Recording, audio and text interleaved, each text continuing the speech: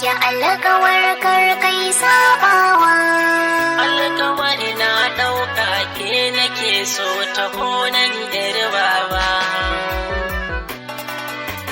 Alkawarin mu wa junan mu ba mai jin sirrin mu, wani shiga tsakanin mu Allah zai kare.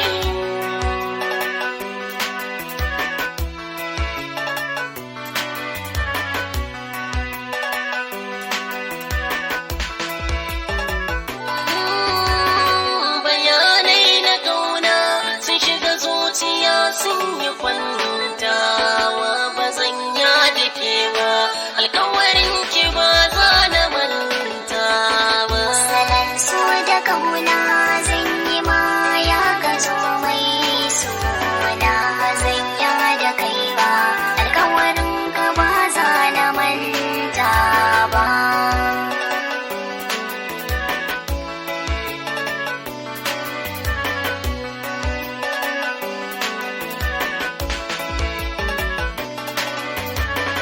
Ba zan yada ke ba, alkawarin ki ne ba ni yadawa. Bacin amana tsakanin muke aunawa, ke ce madubin rayuwa wadda zan dubawa. Alkawari ki mun a rayuwa kar da mi sabawa. Ba zan yada kai ba, ina so ka duba, kai ne wanda zuciyata ta amince wa na karma.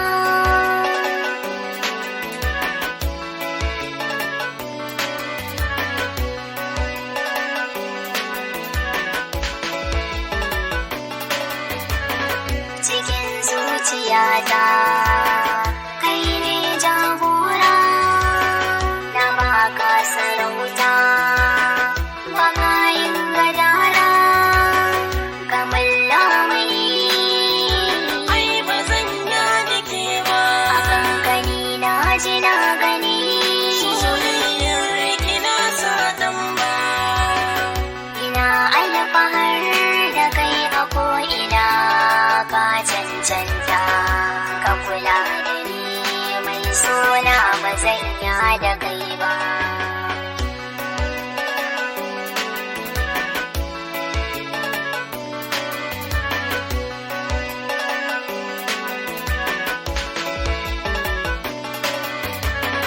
Kora mata kauna ciki da ya afkawa.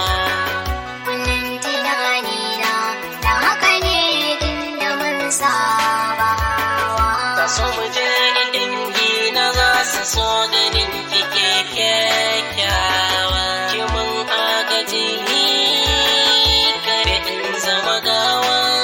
Mai alluri na zo ka haska na kai kaɗai nake kulawa. Ki ce akala ta jani mu je ba zan turje ba. Turje ba zan turje ba.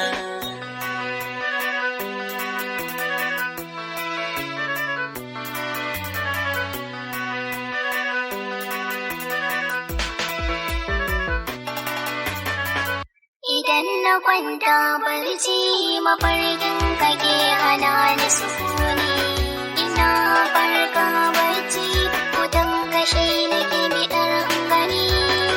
Ruwan ƙoramar so na ɗebo na sha ina jan jani, bana so ya kare in baka sha ka huta ka samu mazauni. Kin zama buɗina mafaka da asirina. Na yarje da kai zan kai ka gun abba na mai kyan duba.